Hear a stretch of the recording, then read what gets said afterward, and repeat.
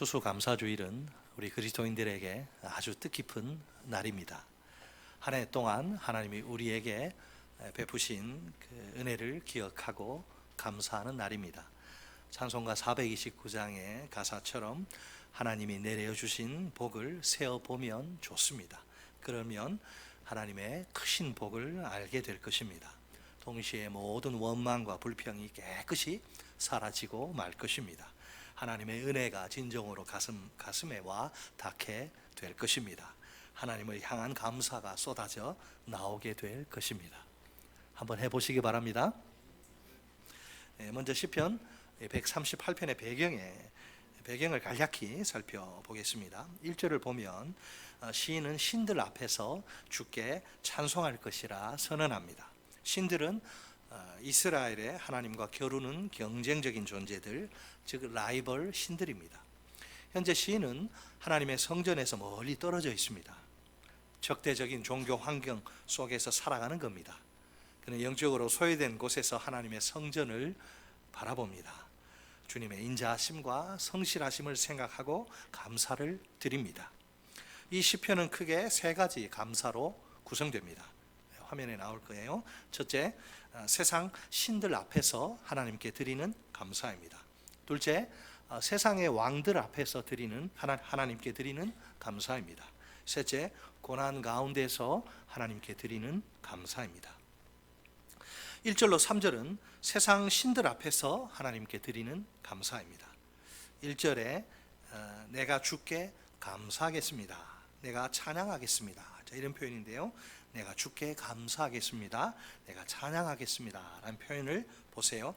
감사의 고백과 찬양을 주님께 드리겠다는 시인의 결단입니다. 여기서 전심으로란 단어가 눈에 띄죠. 마음을 다하여 또는 마음을 다 기울여 이란 뜻인데, 진심을 전부 쏟아 부어 최선을 다해 감사하겠다는 말입니다. 2절에 따르면 시인은 주님의 성전을 향해 예배합니다. 시인이 이렇게 행동하는 이유가 무엇일까요? 2절에 의하면 그가 경험한 하나님의 속성, 하나님의 어떠하심 때문, 하나님의 속성 때문입니다. 곧 주의 인자하심과 성실하심 때문입니다. 원래 이 두 단어가 합쳐져서 하나의 개념을 형성합니다. 정확히 번역하면 성실한, 신실한 인자하심, 성실한 인자하심 혹은 신실한 인자하심입니다. 두 단어 사이의 관계는 약간의 설명이 필요합니다. 하나님은 그분의 변함없는 사랑 때문에 자기 언약에 신실하십니다. 하나님의 변함없는 사랑이 그분의 언약을 끝까지 지탱하는 셈입니다. 언약의 파트너 당사자인 이스라엘 백성은 어떤가요? 언약의 성실한 모습은 전혀 보이지 않습니다. 수없이 하나님을 거역하고 배반합니다. 광야 40년 동안 얼마나 불평하고 원망했어요. 그런데도 하나님은 그들을 버리지 않고 변함없이 그 언약을 붙드십니다. 하나님의 백성인 이스라엘을 향한 끝없는 사랑 때문에 말입니다. 하나님의 새 언약 백성인 우리는 또 어떤가요? 예수 그리스도의 보혈로 그분이 생명을 바치심으로 우리 같은 죄인을 위해서 예수 그리스도의 보혈로 그분의 생명을 바치심으로 맺어진 관계예요. 이 언약 관계는. 이 특별한 언약 관계를 나는 정말 소중히 여깁니까? 모든 상황 속에서 이 관계 안에 머물기 위해 애쓰고 있습니까? 늘 하나님의 뜻을 묻고 내 생각, 내 기분, 감정이 아니고 늘 하나님의 뜻을 묻고 그 뜻대로 순종하기 위해 최선을 다합니까? 솔직히 내가 얼마나 언약에 불성실한 죄인인지 몰라요. 옛 백성 이스라엘과 다를 게 별로 없습니다. 툭하면 자기 생각과 의견을 고집합니다. 하나님의 뜻을 앞세우는 경우가 많지 않아요. 자기 마음에 좀 안 들면 본색을 드러냅니다. 하나님께 원망과 불평을 늘어놓습니다. 하나님의 말씀은 쉽게 무시합니다. 주로 자기 욕심과 이익에 따라 행동합니다. 이처럼 나는 자꾸만 언약의 테두리 밖으로 뛰쳐나가려고 해요. 그런데도 하나님은 이런 나를 방치하지 않으십니다. 내가 언약 밖으로 나가지 못하도록 계속 끌어당기세요. 나를 향한 변함없는 그 무한한 사랑 때문에 말입니다. 이 놀라운 사랑을 나는 진정으로 깨닫고 있나요? 정말 깨닫고 있다면 어떨까요? 시인처럼 나도 전심으로 하나님께 감사할 것입니다. 주께 진정으로 찬송할 것입니다. 계속해서 시인은 또 다른 감사의 이유를 밝힙니다. 우리 다 함께 3절 말씀을 한 목소리로 읽겠습니다. 3절 시작. 내가 간구하는 날에 주께서 응답하시고 내 영혼에 힘을 주어 나를 강하게 하셨나이다. 아멘. 시인이 하나님께 간절히 부르짖습니다. 그러자 하나님은 시인의 기도를 들으십니다. 여기서 날이란 단어가 중요합니다. 특정한 날이 아니라 반복된 사건을 가리킵니다. 이게 무슨 의미일까요? 시인은 기도의 사람입니다. 평소에 늘 기도하는 사람. 그러니 고난이 와도 늘 그 자리 가는 거죠. 고난이 닥칠 때면 항상 하나님께 부르짖습니다. 그때마다 하나님은 그의 기도에 응답하십니다. 그의 영혼에 새 힘을 주셔서 그를 강하게 세우십니다. 우리도 험한 인생길을 걷다 보면 다양한 고난에 직면합니다. 이때 중요한 것은 반응입니다. 반응. 고난이란 현실은 누구에게나 다 똑같이 오는데 반응은 달라요. 제각각이에요. 하나님 앞에서 내가 어떤 반응을 보이느냐 하는 게 중요합니다. 믿음 없는 반응을 세상 사람처럼 그렇게 보일 수도 있고 믿음의 반응을 보일 수가 있어요. 하나님이 내게 허락하셔서 내게 주어진 고난 아닙니까? 하나님이 막으면 고난 내가 받지 않아요.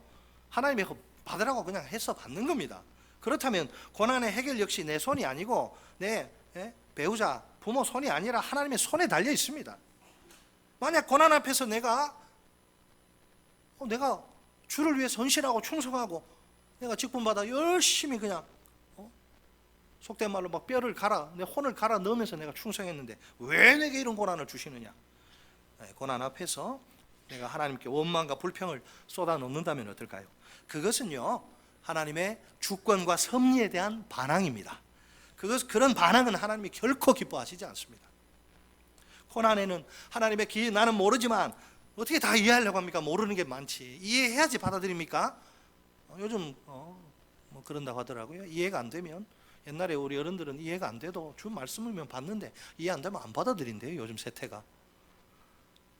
고난은 내가 이해하든 못하든 하나님의 깊은 뜻이 담겨 있어요. 내가 받아야 하기 때문에 받는 거예요. 그때 고난은 하나님이 내 인생을 핸들링하는 내 인생을 다루시는 한 가지 방법입니다. 고난이 없으면 인간은요 아주 교만해져요.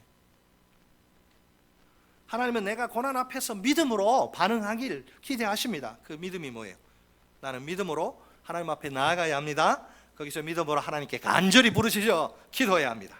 그럴 때 하나님이 내 기도를 들으십니다. 나를 고난의 현장에서 건져 주십니다. 그래야 내 입에서 내 영혼에서 감사와 찬양이 터져 나오게 하십니다. 자, 이제 4절로 5절은 둘째 감사죠. 세상의 왕들 앞에서 하나님께 드리는 감사입니다. 시인은 자신만 찬양하는 것이 충분하지 않다 이렇게 생각합니다. 심지어 이스라엘 공동체 전체가 찬양하는 것도 그거 부족해. 찬양의 대상이신 우리 하나님은 그 정도 찬양으로는 한참 모자란다는 거예요. 그분은 너무나 위대하신 분이기 때문입니다. 온 세상의 왕들까지 전부 다 총동원해서 하나님을 찬양해야 합니다. 시인이 밝히는 이유를 들어봅시다. 4절 하반절 말씀 같이 읽습니다. 시작. 그들이 주의 입에 말씀을 들음이오며. 아멘. 그들이 하나님의 입의 말씀을 듣기 때문이다. 이 동사 듣다는 완료 시제인데 끝난 거죠. 그러나 사실은 미래의 실제를 바라봅니다. 그러니까 예언적 완료형인 셈이죠. 그들이 듣는 하나님의 입의 말씀은 무엇일까요? 하나님의 놀라운 역사에 대한 계시와 그분의 뜻에 대한 것입니다. 결국은 하나님이 자기 백성과 맺으신 약속이 성취된다는 뜻입니다. 개인적인 약속과 공동체적인 약속이 다 성취되는 것입니다. 또한 그들은 여호와의 도를 노래할 것입니다. 여호와의 도는 뜬구름 잡는 추상적인 진리가 아닙니다. 하나님이 이스라엘에게 베푸신 은총의 사건, 팩트예요. 은총의 사건입니다. 그들이 눈으로 보고 귀로 들은 거예요. 다시 말해 그분이 하신 일들입니다. 그들은 그 일들을 보고 깜짝 놀라서 노래할 것입니다. 하나님의 영광에 압도되어서 그 영광이 참으로 크기 때문입니다. 이 여호와의 세상의 왕들이 장차 맛보게 될 하나님의 영광의 핵심은 무엇일까요? 하나님의 거룩하심과 권능이 역사와 현실 속에 뚜렷이 나타난 것입니다. 세상의 왕들은 그 일들 속에서 하나님의 거룩하심과 능력을 보게 될 겁니다. 그 결과 하나님께 두 손 두 발 다 들고 영광을 돌리게 될 것입니다. 그 미래를 지금 보고 감사하는 겁니다. 다음으로 6절은 하나님이 세상을 다스리시는 통치 원리를 보여줍니다. 이 세상 신들과 왕들도 나름대로 세상을 다스리는 방식이 있다 이렇게 주장을 해요. 당연히 하나님도 고유의 방식이 있습니다. 하지만 세상 신들과 왕들과는 근본적으로 다른 원리와 방식입니다. 분명 하나님은 가장 높은 분이십니다. 세상에 하나님보다 높은 존재는 없습니다. 하나님이 가장 높은 분이시죠. 그분께 모든 위엄과 영광이 있습니다. 그럼에도 불구하고 하나님은 굳이 그럴 필요가 없는데 가장 밑바닥에 낮은 사람들을 돌보십니다. 그 돌보심의 방식은 은혜입니다. 여러분, 하나님은 겸손할 필요가 없어요. 하나님께는 겸손이란 말이 어울리지 않아요. 겸손은 우리 같은 나약한 피조물이랑 어울리는 거지, 하나님은 겸손이 필요 없어요. 그런데 하나님이 우리 같은 낮은 인생들 사랑하사 높고 높은 보좌에서 가장 밑바닥으로 내려오세요. 은혜죠. 그래서 은혜죠. 여기에 하나님의 엄청난 그 본성을 거스른 엄청난 겸손이 있는 거예요. 사실 낮은 자들은 누굽니까? 낮은 자들은 참으로 연약한 인생들입니다. 세상에서 대접받지 못해요. 세상에서 무시와 억압으로 고통당하기 일쑤입니다. 세상은 그들의 고통에 아무런 관심도 기울이지 않습니다. 재난의 현장에 그 아주 높으신 지체 자재가 거기 있어서 희생되면 세상의 반응은 다를 거예요. 속된 말로 죽든지 말든지 크게 신경 쓰지 않아요. 그들에게는 어디 고통을 하소연할 데도 없습니다. 그러나 하나님은 고아와 과부와 나그네의 아버지십니다. 그분은 세상에서 소외된 연약한 인생들을 사랑하십니다. 똑같이 항상 그들을 깊은 관심과 사랑으로 돌보십니다. 얼마나 좋으신, 얼마나 우리와 차원이 다른, 얼마나 좋으신 하나님이신가요? 낮은 자나 높은 자나 영혼의 무게는 똑같아요. 세상은 차별하고 그러지만 또한 하나님은 멀리서도 교만한 자를 정확히 찾아내십니다. 교만한 자를 아십니다. 모든 것과 모든 자를 다 하시는 전지한 하나님이시기 때문입니다. 하나님께는 아무것도 숨기거나 감출 수 없습니다. 겉과 속이 다른 거 금방 들통나게 되어 있어요. 하나님은 인간의 잔꾀에 넘어가실 만한 그런 만만한 분이 아닙니다. 교만한 자는 굳이 교만하다고 떠들어댈 필요가 없어요. 여러분, 미는요, 내 미인이다 떠들 필요 없어요. 가만히 있어도 다 미인이라 그래요. 교만한 자도 그냥 나는 교만합니다 말할 필요 없습니다. 그냥 가만히 있어도 교만이 뿜뿜 다 이렇게 드러나게 되어 있어요. 교만과 상관없는 사람인 것처럼 겸손한 척 해봐야 소용없습니다. 어차피 하나님은 교만한 자의 정체를, 그 실체를 정확히 아십니다. 교만한 자는 하나님 가까이에 오지 못해요. 가까이에 두지 않아요. 하지만 낮은 자, 곧 겸손한 자는 교만한 자와 정반대입니다. 그는 하나님을 의지할 수밖에 없습니다. 자기는 아무것도 아니고 자기 힘으로는 아무것도 할 수 없다는 걸 알기 때문입니다. 심령이 가난한 자는, 심령이 가난한 자가 복이 있다. 예수님은 이런 자를 가리켜서 천국의 소유자요, 복이 있다. 세상과는 정반대죠. 이와는 대조적으로 교만한 자는 그 속이 자기 자신으로 충만합니다. 온통 관심이 자기 자신에게 쏠려 있어요. 마치 자기가 세상의 중심이라도 된 것처럼 생각하고 착각하고 행동합니다. 하나님의 도움 따위 필요 없다. 아주 자신만만해. 큰 소리칩니다. 그러면서 자기가 대단한 사람이냐 막 거들먹거려요. 함부로 다른 사람들을, 연약한 자들을 깔보고 업신여깁니다. 아주 악한 거예요, 하나님 앞에. 자, 마지막 7절로 8절 보세요. 7절로 8절은 고난 가운데서 하나님께 드리는 감사입니다. 솔직히 7절의 분위기 어때요, 여러분? 상당히 무겁고 불편합니다. 시는 환난 좋아할 사람 아무도 없습니다. 저도 싫고요. 시는 환난 중에 다닙니다. 원수들의 분노가 뭘 잘못했는지 모르겠어요. 원수들이 신을 못 잡아 먹어서 그냥 아주 난립니다. 원수들의 분노가 그에게 임합니다. 마치 아직도 사망의 음침한 골짜기 이렇게 갇혀 있는 것 같아요. 이상하지 않습니까? 이미 하나님의 구원을 경험한 시인이 아닌가요? 그런데도 그는 여전히 고난의 한복판에 있네요. 어떤 고난인지는 정확히 알 수 없습니다. 분명한 것은 원수들의 적개심, 그냥 미운 거예요. 그냥 미운 거예요. 그 존재 자체가. 원수들의 적개심이 크다는 점입니다. 그래서 시인은 지금 아주 힘겨운 시간을 보내는 중입니다. 그런데 시인에게는 한 가지 확신이 있습니다. 이 시인은 하나님을 만난 사람이거든요. 시인에게는 확신이 있습니다. 사실은 환난의 고난의 길을 걷는 우리 성도의, 우리 모든 성도의 확신입니다. 우리 포함되고요. 우리 성도에게 고난은 피할 수 없는 현실입니다. 내가 고난이 없다, 좀 이상한 겁니다. 우리 성도에게 고난은 피할 수 없는 현실이에요. 그 누구도 예외는 없습니다. 그럴지라도 시인은 하나님이 자기 생명을 보존하실 것을 확신합니다. 하나님이 그에게 새 힘을 주실 것입니다. 손을 펼치셔서 원수들의 분노를 분노를 막으실 것입니다. 능력의 오른손으로 친히 자기를 구원하실 것입니다. 이것을 믿는 거예요. 끝으로 시인은 8절에서 주의 인자하심이 영원함을 노래합니다.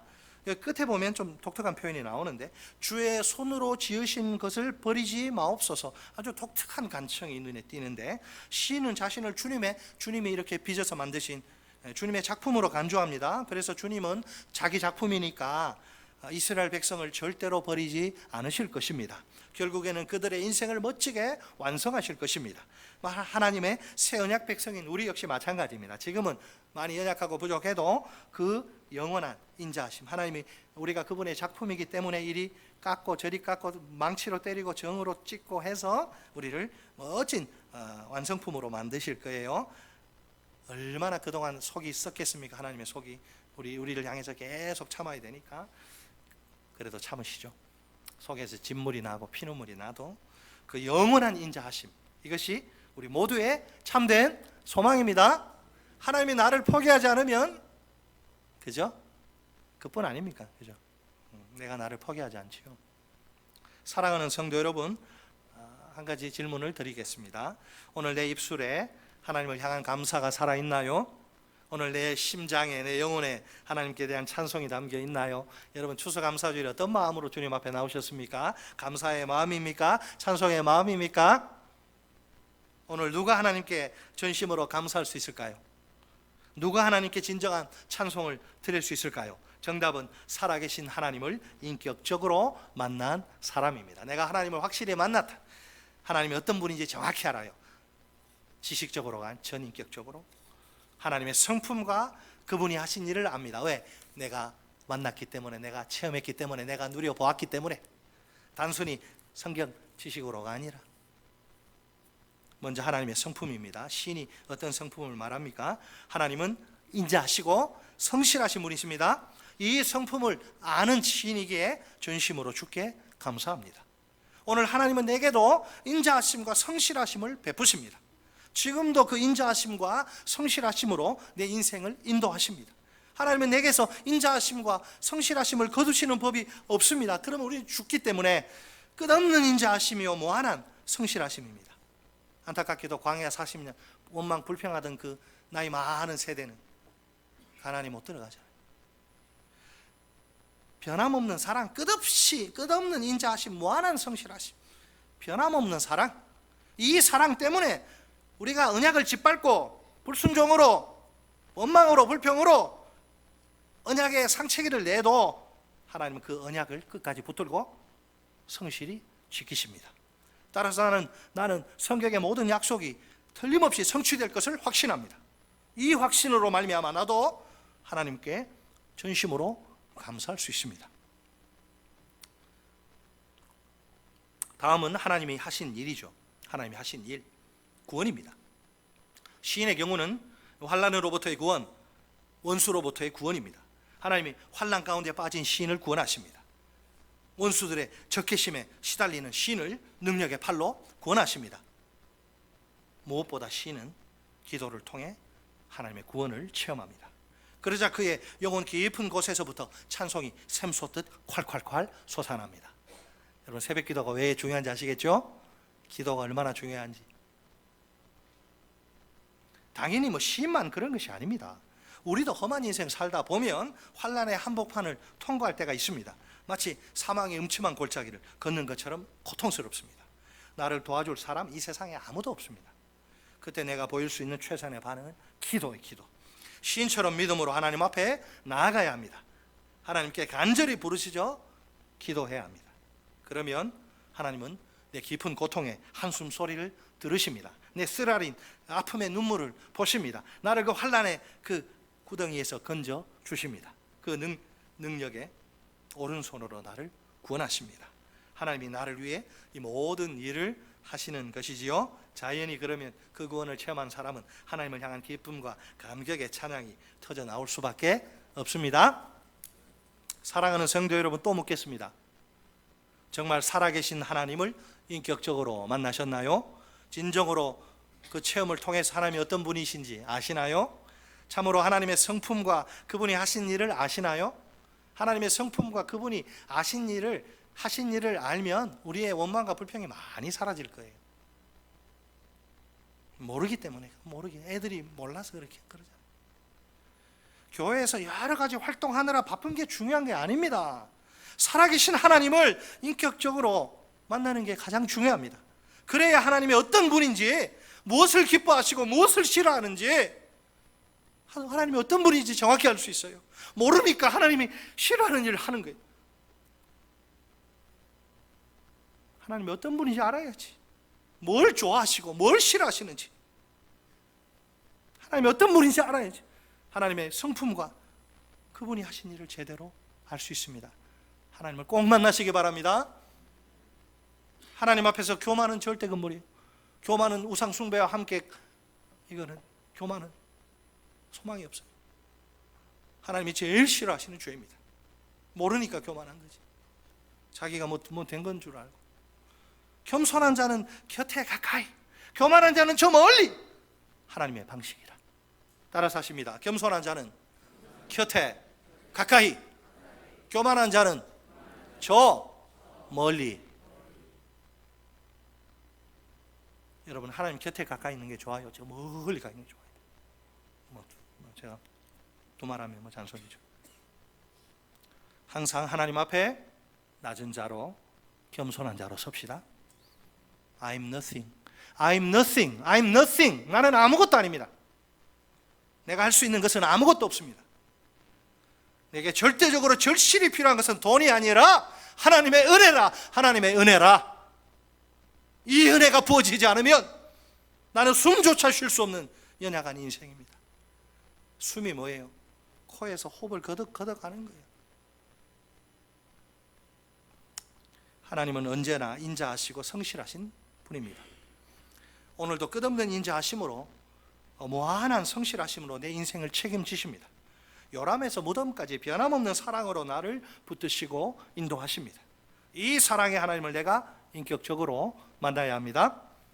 하나님은 늘 구원을 베푸시는 분입니다. 내가 사망의 음침한 골짜기를 걸을지라도 나는 안전합니다. 하나님의 구원을 체험할 수 있기 때문입니다. 기도가 결정적으로 중요합니다. 구원의 하나님은 기도의 자리에서 나를 만나 주십니다. 기도는 하나님의 능력이 쏟아지는 파이프라인이에요. 그게 막혀 있으면 하나님 만날 수 없어요. 내가 간절히 기도할 때 하나님이 내 눈물과 고통을 보십니다. 그 깊은 고난의 구덩이에서 능력의 오른손으로 나를 끌어 올리십니다. 이 구원의 하나님을 내가 직접 체험해야 합니다. 어떤 말로도 표현할 수 없을 만큼 좋으신 하나님이십니다. 우리 다 함께 이토록 좋으신 하나님께 전심으로 감사합시다. 기쁨과 감격으로 진정한 찬양을 드립시다.